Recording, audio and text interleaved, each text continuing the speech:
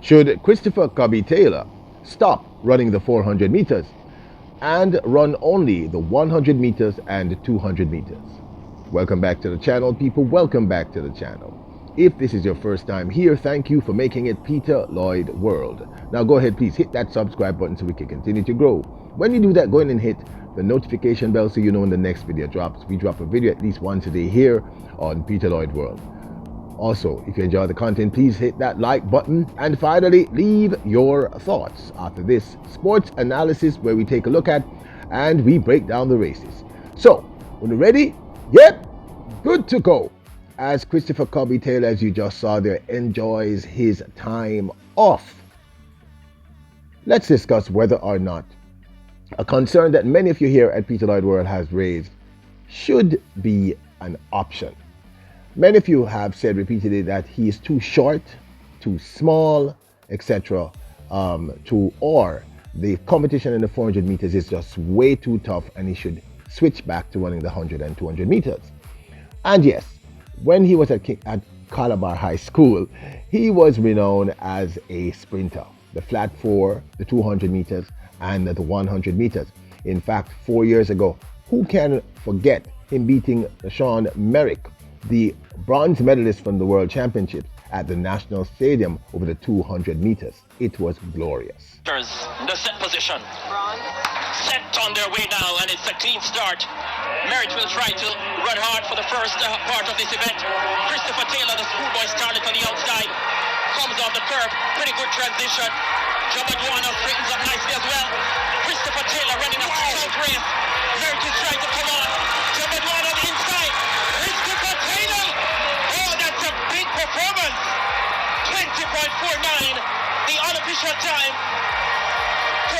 20.49. Schoolboy was remarkable and beating a bronze medalist in the World Championships over the 200 meters, Sean Merrick.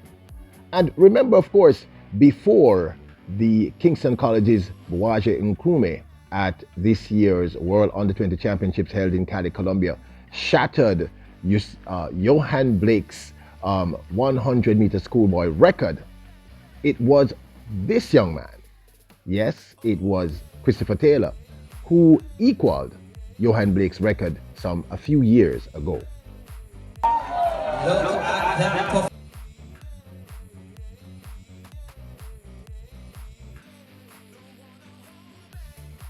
Christopher Taylor also ran the 100 meters at the Florida Invitational earlier this season, running a time of 10.17, his first 100 in quite some time. He also ran an indoor 200 meters at the insistence of his coach, Raina Reeder. Reeder, of course, also coaches Jamaica's Brittany Anderson and I believe Andre DeGrasse.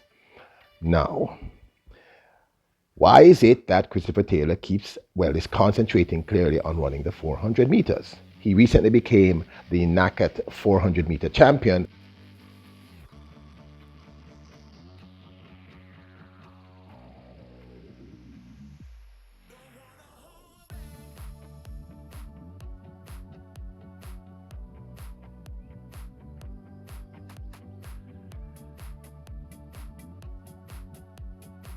On this race in a new personal best of 44.63, which is actually very impressive.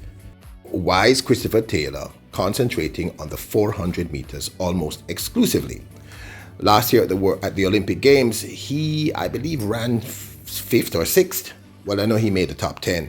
And this year at the World Championships, after recovering from injury, again, he made top 10. Why is this relevant? Now let's take a look at the 100 meters field. In the 100 and 200 meters, he'd have to pass Akeem Blake of Jamaica, Johan Blake, who is still running really, really well, the new 200 meter runner Hudson from Jamaica. Then, of course, there's the remarkable Oblique Seville, who is growing and growing leaps and bounds.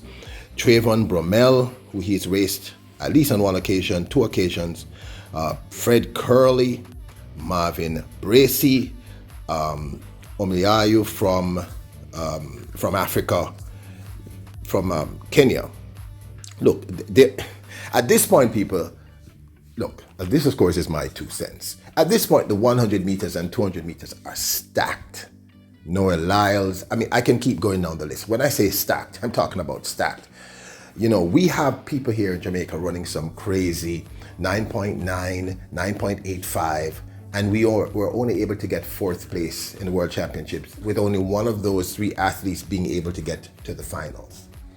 The 100 meters right now is so stacked, it's scary.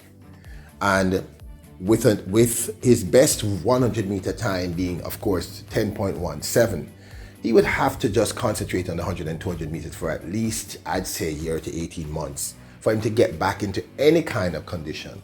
And we don't know if he will ever be able to run a sub 10. Now, I know somebody's going to say that's ridiculous, but I can only speak to not what is fantasy, I can only speak to what is reality. The reality is that we have never seen Christopher Taylor run a sub 10.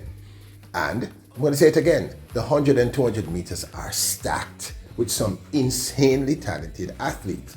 Fred Curley is no joke. Bracy is no joke. Oblique. All the people I just mentioned are no joke. So for a Christopher Taylor to switch from a 400 to the 100 and 200 meters, I'm not saying it's impossible because I believe he's supremely talented, but it would be rolling a dice. Now let's look at him running the 400 meters. And what have we noticed? We have noticed his personal record lowering consistently over the last 2 years. He's getting faster and faster and faster. We know that he has demonstrated tremendous heart. Those runs, in the Olympic Games and World Championships were sheer just heart. This young man, we saw him in the semifinals at World Championships running a season's best. Not long after Naked, obviously after recovering a little better, he ran a personal record and became the I shouldn't say Naked, Naked. Oh my God, you know what I'm saying? NACA. You know what I'm saying? Champion. So, in my humble opinion, he has a better chance at this point because he's clearly lowering his personal record. And I know many are going to say, okay, so what happened to the great 400 meters runners out there, Gardner, the young man who just won world championships, etc.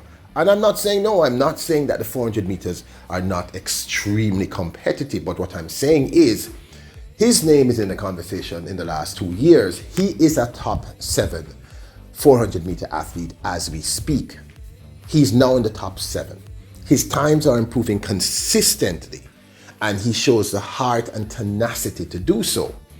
I do think he probably needs to do some more sprints, some 100 and 200 meters to increase that kick speed towards the end of his 400 meters. But I think he's in the right pocket because, as I said, the 100 and 200 meters right now are just crazy stacked. It's insane, and he would have to make up too much ground. And yes, there are some brilliant 400 meter runners out there. But the key here is that this young person, because I think he's 24, 23, 24, 25. He's already in the conversation and he's in the top. He is ranked one of the top 7, top 8 400 meter runners in the world as we speak. And remember again, people, this year he was injured at World Indoor Championships and had to recover. Remember, he ran horribly at the Jamaica National Trials, and that was simply because of injury. And we've seen him improve. So I think, personally, at this point, he's in the right pocket. I do not think he should leave the 400 meters and attempt the 100 and 200 meters. I think it would be a disaster.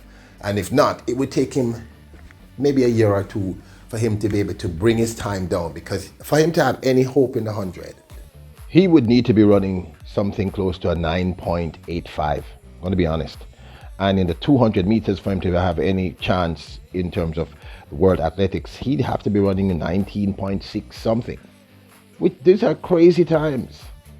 So, in my humble opinion, he's in the right pocket. 400 meters, his times is being lowered consistently. We are seeing him improve. He's in the top 8. He's still very young. He's clearly getting stronger. He's definitely in the conversation. But this, of course, is my 2 cents. I would absolutely love to hear your thoughts. Do you agree with me? Do you think I'm blowing smoke? What are your thoughts? Now, don't forget to hit the subscribe button, hit the notification bell, hit the like button. Remember, you are royals, kings, and queens. Bless up!